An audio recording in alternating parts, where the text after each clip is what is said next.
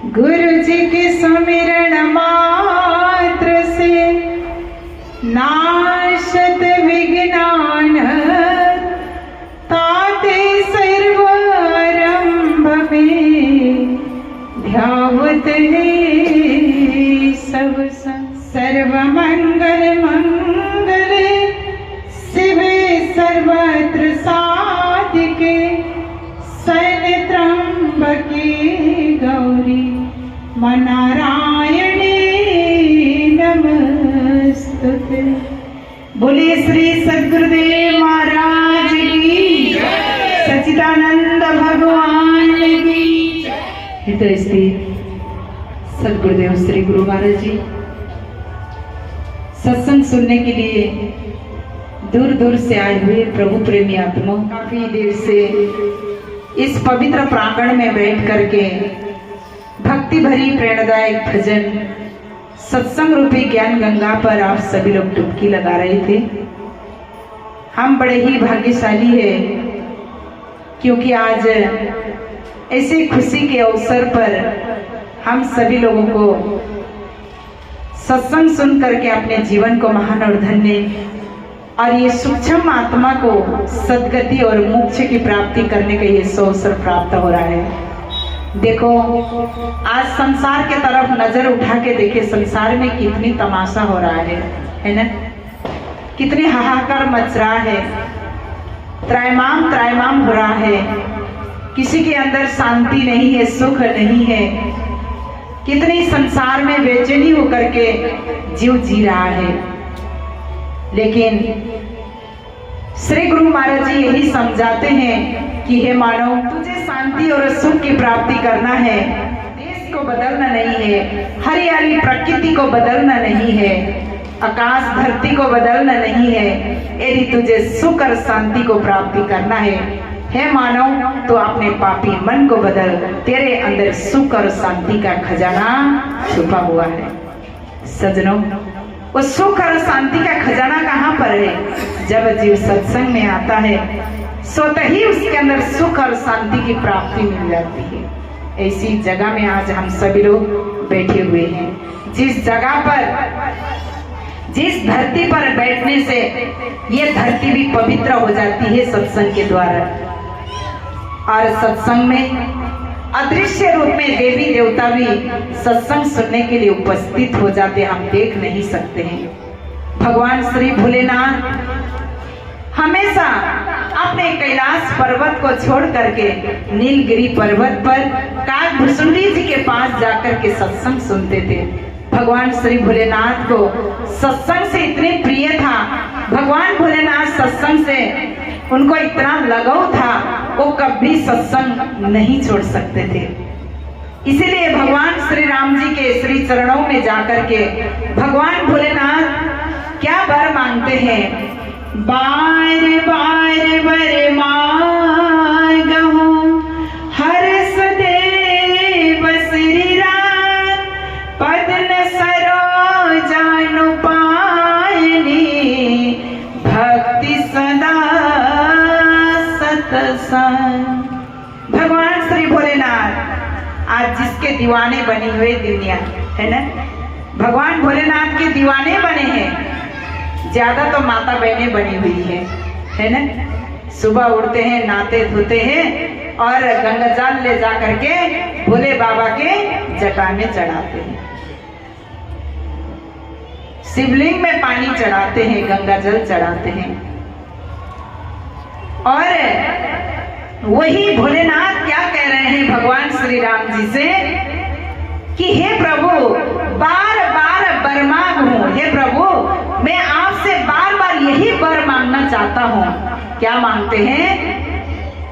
हर्ष देव श्री रंग, पद्म सरोज अनुपायनी। पद्म मतलब पद चरण, कि हे प्रभु, बार बार मुझे ये वर मैं मांगता हूँ आपसे, मुझे आपकी श्री चरणों की भक्ति करने का और सत्संग सुनने का मौका हर जन्म मुझे दे दीजिए।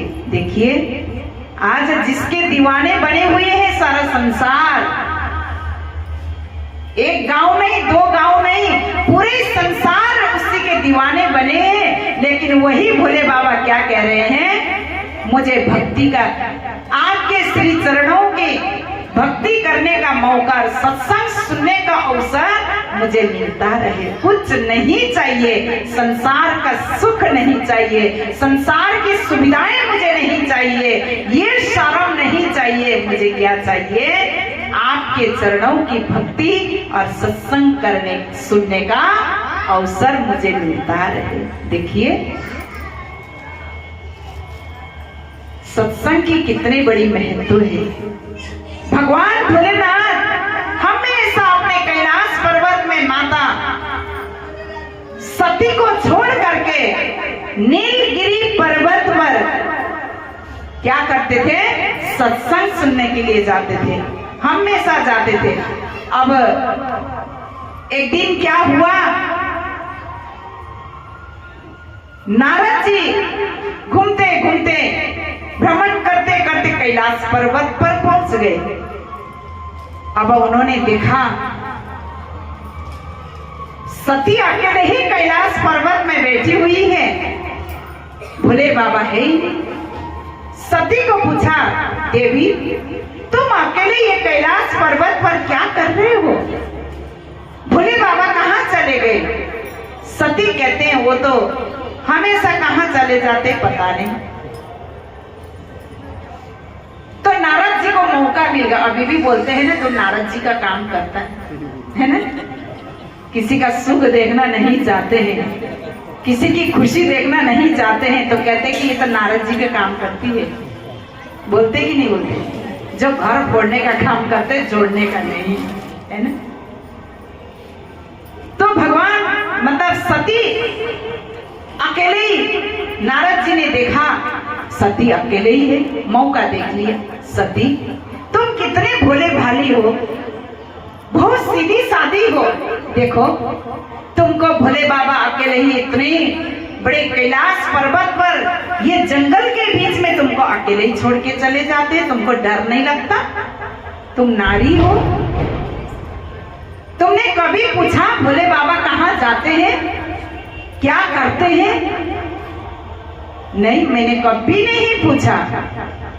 वाह, अभी हम हो तो 10 बार फोन खटका देते है ना, कहाँ हो, कब आओगे?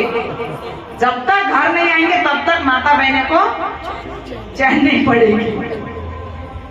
लेकिन नारद जी कहते हैं कि देवी ये बात तो तुमको पूछना चाहिए, इस चीज को तो पता होना चाहिए कि पति कहाँ जा रहा है। तुम कितनी सीधी सादी हो। और उन्होंने पता नहीं किसके माला पहन रखा है, और तुमने ये भी पूछा नहीं होगा। पूछा कभी? पार्वती कहती है नहीं, मैंने तो आज तक नहीं पूछा। अच्छा, अब पूछ लेना, जैसे आएंगे शाम को वैसे ही तुम यही प्रश्न करना कि तुम कहाँ जाते हो और ये क्या पहना हुआ है, यही पूछ लेना, ठीक है? इतने कह करके नारद जी तो प्रस्थान निकल गए, वो तो चले गए। अब पार्वती के मन में खुलदुली मचने लग गए, है ना। अब नारी तो है, भगवान श्री राम जी भी हार गए थे। नारी का स्वभाव इस समय से नहीं, अनादिकाल से झूठ बोलने का है ना। भगवान श्री राम जी भी हार गए थे नारियों से। तो जैसे ही शाम को आए, सती का चेहरा एकदम उदास है, सती का चेहरा एकदम उदास है, चिंतित है, दुखी है। भगवान भोलेनाथ आए पर्वत पर, देखा सती एकदम दुखी लग रही, चिंतित है, बोल नहीं रही है, मुंह फुला के बैठी हुई है। भोले बाबा समझ गए, वो तो त्रिकालदर्शी अंतर्यामी, समझ गए सती मुझे ऐसा लग रहा है कि कहीं कुछ गड़बड़ है। क्या नारद जी आए थे क्या? सती कहते हाँ आए थे। तो क्या बोला आपको ये तो बताओ, पहले तो तुम ये बताओ तुम कहाँ जाते हो, ये प्रश्न करी, कहाँ जाते हो? भगवान भोलेनाथ कहते देवी कहाँ जाऊं? एक तो शरीर में भस्म रमा हुआ है, गले में सर्प की माला है, पहना हुआ है, मुझे कौन पसंद करता है, तो मैं कहाँ जाऊं,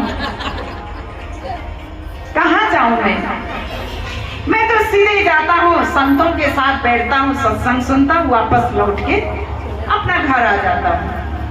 अच्छा, दूसरा ये बताओ, तूने ये गले में क्या ढंग करके रखा है?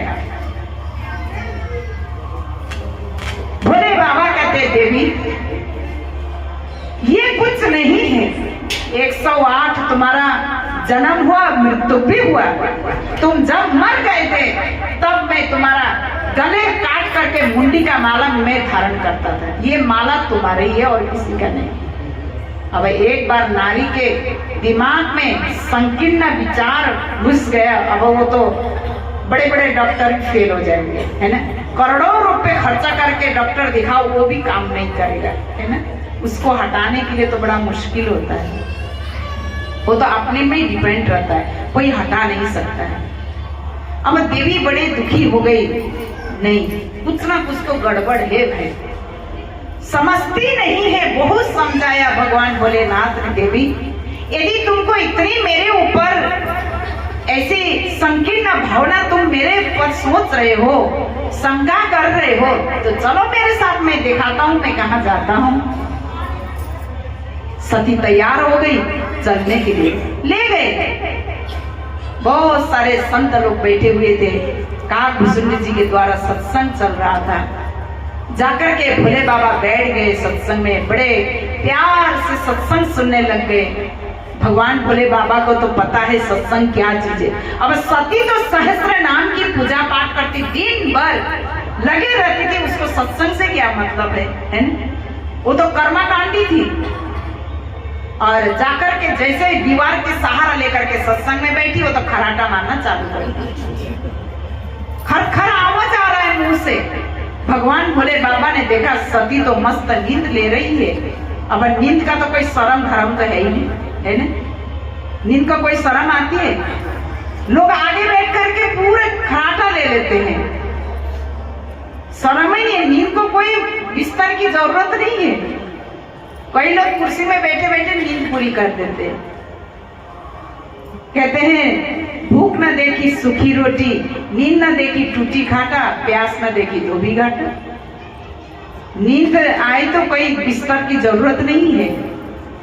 भूख लगेगी तो 2 दिन की बासी रोटी भी बो रही है, तो कितने भी आइटम बना करके दो, कुछ ना कुछ उसमें गलती निकाले। क्यों? भूख है ही नहीं। और कहां जाकर के खा के आए, कौन देखने गए हुए। तो ऐसे ही देवी दीवार की सहारा लेकर के बैठी थी, वो तो मस्त सो गई। भगवान भोलेनाथ ने देखा, अरे सती तो सो रही है। लाए पानी और सती के ऊपर छिड़ दी।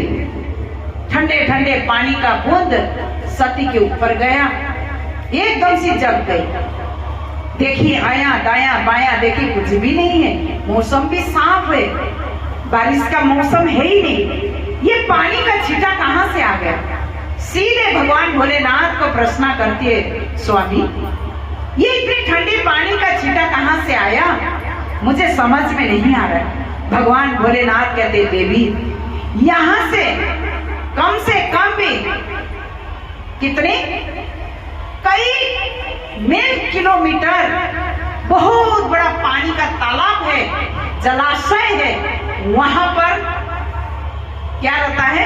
मगरमच्छ रहता है। यहां से लेकर के बनारस तक वहां पर है पानी का क्या जलाशय, बनारस में। और वहां से उस पानी के तालाब में एक मगरमच्छ रहता है बहुत बड़ा।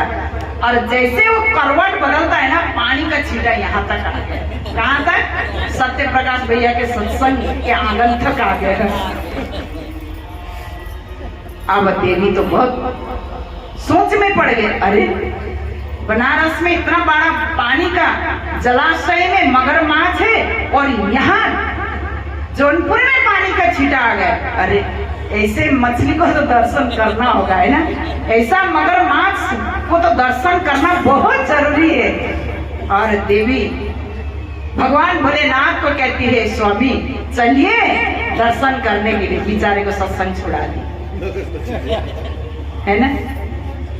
गए बेचारे, जाकर के देखा मगरमच्छ तो है ही। जाकर के प्रार्थना करने लगी, हे मगरमच्छ, आप कितने बड़े होंगे, इतने दूर बनारस में आपने करवट बदला और जौनपुर में पानी का छींटा गया, मुझे दर्शन तो दे दो, आपके दर्शन करने के लिए मैं आई हूँ। मगरमच्छ प्रकट होता है कि हे देवी, मैं 84 लाख योनि में पड़ा हूँ, ना इधर करवट ले सकता हूँ ना उधर ले सकता हूँ, एक जगह पड़ा हूँ। सामने आए हुए शिकार को भी मैं नहीं खा सकता हूँ, और मेरा दर्शन करके आपको क्या लाभ मिलेगा देवी? आप इतने दूर से सत्संग छोड़ करके मेरा दर्शन करने आए हो। वाह! मगरमच्छ भी बड़ा चकित हो जाता, आश्चर्य मान जाता है कि अरे सत्संग छोड़ करके मेरा दर्शन में कितने धन्य होगा। वो अपने आप में बड़ा समझता है। फिर कहता है, देवी मेरा दर्शन मत करो, मैं तो 84 लाख योनि में पड़ा हूं, और ये जो जलाशय है ना, जो पानी है, इसको प्रणाम करो, ये गंगा जी को प्रणाम करो, गंगा जल को प्रणाम करो, जिसने मुझे रहने के लिए जगह दी। फिर गंगा मैया को प्रार्थना किया देवी ने, सती ने, कि हे गंगा मैया, आप कितनी धन्य हो, आज इतने बड़े मगरमच्छ को अपने साथ में रखा है, कितनी धन्य हो, मुझे दर्शन दे दो। गंगा मैया प्रकट हो जाती है। गंगा मैया कहती है, देवी मैं धन्य नहीं हूँ, ये धरती माता को प्रणाम कर दो, जिसके दरिया में मैं बिछी हुई हूँ, है ना। आज जितने भी गंगा जी है, नदी नाला, किसके ऊपर बिछे हैं? धरती के ऊपर तो बिछे, दरिया में, है ना। तो ये धरती माता को प्रणाम करो। धरती माता को पुकार करी, धरती माँ प्रकट हो जाती है, और धरती माँ कहते, देवी मैं भी बड़ी नहीं हूँ, मेरे से भी बड़े तो शेष शारदा है ना। शेष शारदा है, जिसके फन पर मैं टिकी हुई हूँ। फिर शेष शारदा को प्रकट किया, हे शेष शारदा, आप कितने धन्य हो, आज ये पूरा पृथ्वी को आपने फन पर टिकाया है, आप दर्शन दे दीजिए। फिर शेष शारदा प्रकट हो गए, देवी हम भी 84 लाख योनि में पड़े, हमसे बड़े तो भोले बाबा है, जिसके गले में हम पड़े हुए। देखो, जब सीधी उंगली से मक्खन नहीं निकलती तो माता बहनी क्या करती? उंगली टेढ़ी करती है ना।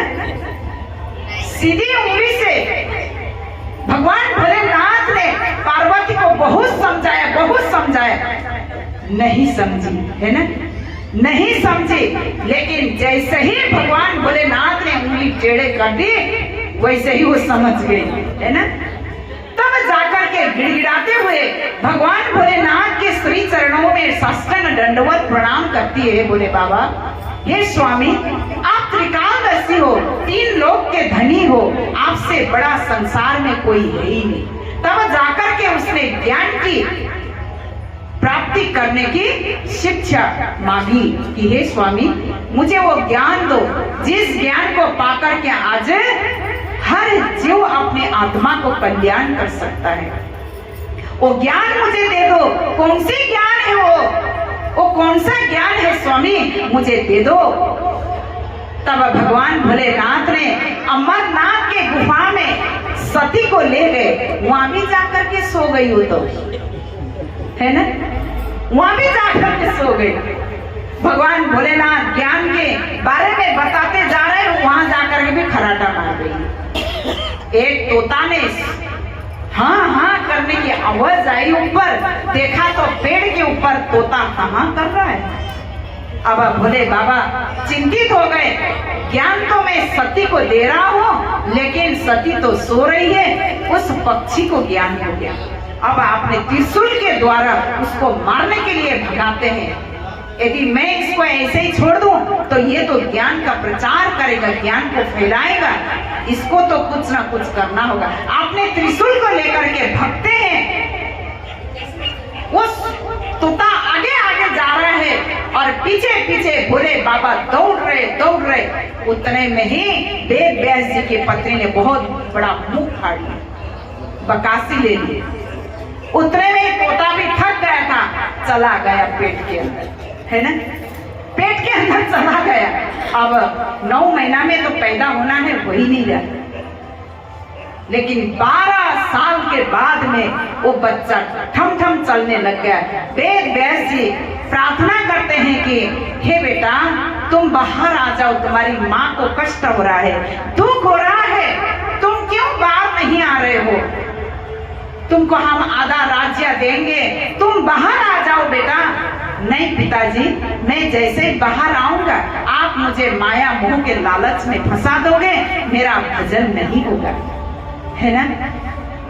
फिर सुखदेव जी महाराज कहते हैं, वेदव्यास जी महाराज जी कहते हैं कि बेटा हम तुझे माया मोह के प्रपंच में नहीं फंसाएंगे, तू बाहर आ जा बेटा।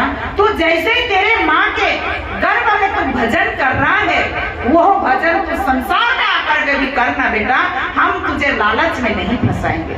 बहुत प्रार्थना करा, बहुत प्रार्थना करा, तब जाकर के पिताजी के प्रार्थना सुन करके सुखदेव मुनि जी बाहर आ जाते हैं, सीधे जंगल के ओर चले जाते हैं भजन करने के लिए। अब बेटा देख के तो किसको लालच नहीं आता, यदि लड़की पैदा होती तो कोई भी नहीं देखता है कि नहीं, लेकिन बेटा है लालच तो होगी। अब वेदव्यास जी पीछे पीछे भाग रहे, बेटा तू कहाँ जा रहा है, तू कहाँ जा रहा है, आ जा बेटा आ जा। बेटा कहता है नहीं पिताजी मैं तो भजन करूंगा, सुमरन करूंगा। बहुत लालच में फंसाया, बहुत लालच दिखाया। सुखदेव मुनि जी गर्भ से ही ज्ञानी थे। आप बताइए वो कौन सा ज्ञान होगा, पार्वती को भगवान भोलेनाथ ने कौन सा ज्ञान दिया होगा? क्या इस चीज को हमने कभी खोज करा, इस चीज को हमने कभी जानने की कोशिश किया? कभी नहीं किया। मानते जरूर है, मानने से हमारा कल्याण नहीं होगा, जानने की कोशिश करो। वो शक्ति हमारे अंदर ही समाया हुआ है, वो शक्ति हम सबके अंदर विराजमान है। उसी शक्ति को संत कहते हैं that energy can be creature not it can be destroyed. जो शक्ति अजर अमर अविनाशी है, उसको कोई अस्त्र शस्त्र नहीं काट सकता है, उसको अग्नि जला नहीं सकती है। ऐसी शक्ति है, वो सृष्टि के आदि में भी था, अभी भी है, इसके आगे भी रहेगा। इसी को नानक बाबा जी कहते हैं आदि सच जुगादी सच, है भी सच नानक उसे भी सच। क्या कहा? वो सृष्टि के आदि में भी वो शक्ति वाइब्रेशन था, स्पंदन था, अभी भी है और इसके आगे भी रहेगा। इसी को संतों ने सनातन कहा। वो हम सभी के अंदर है, उसको जगाने के लिए ही समय समय पर महान पुरुष आते हैं। समय समय पर सदगुरु के रूप में भगवान इस धरती पर आकर के जीव को जगाने की प्रेरणा दे रहे हैं कि हे मानव जागो, ये जागने का समय हो, अपने आप को पहचानो, मैं कौन हूँ।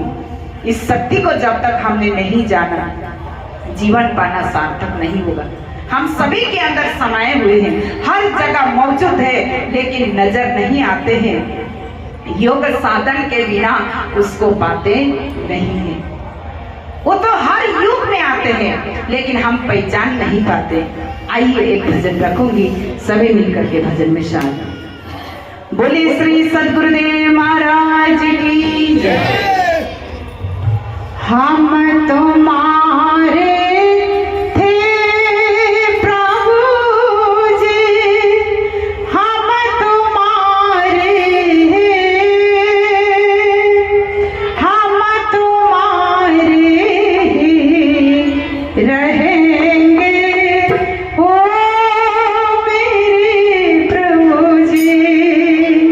तो महा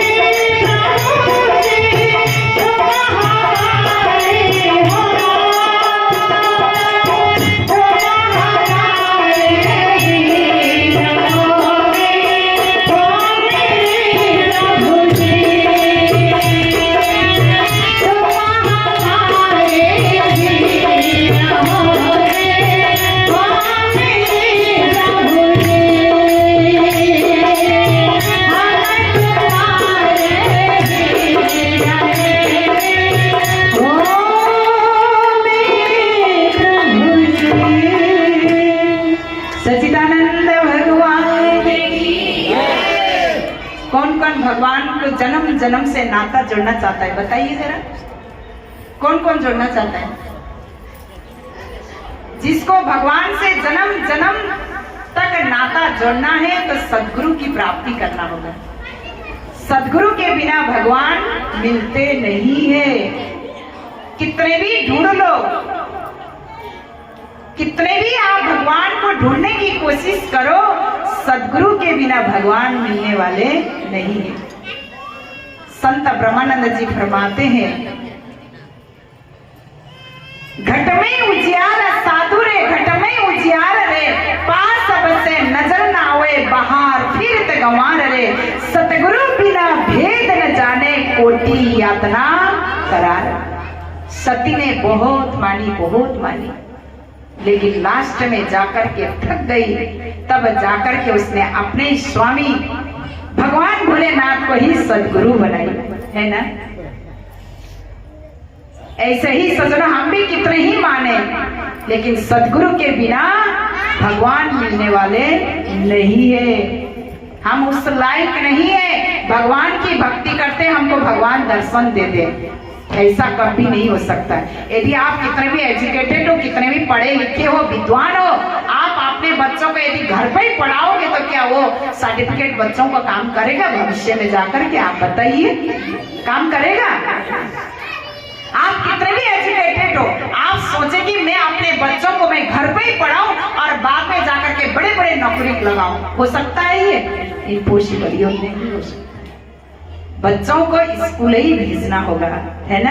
हम कितने भी विद्वान हो, कितने भी पढ़े लिखे हो, लेकिन बच्चों को कहाँ भेजना होगा? स्कूल ही भेजना होगा। तभी वो स्कूल में जाकर के जो अध्ययन किया हुआ विद्या उनकी भविष्य उज्जवल करे। ऐसे ही सज्जनों, हम भी कितने भी भक्ति करें, कितने भी भगवान को रिझाने की कोशिश करें, जब तक हम सद्गुरु की प्राप्ति नहीं करेंगे भगवान प्रसन्न नहीं होंगे, नहीं मिलेंगे। इसलिए संतों ने कहा एक भजन रखोगे, उसके बाद में आरती होगी। कोई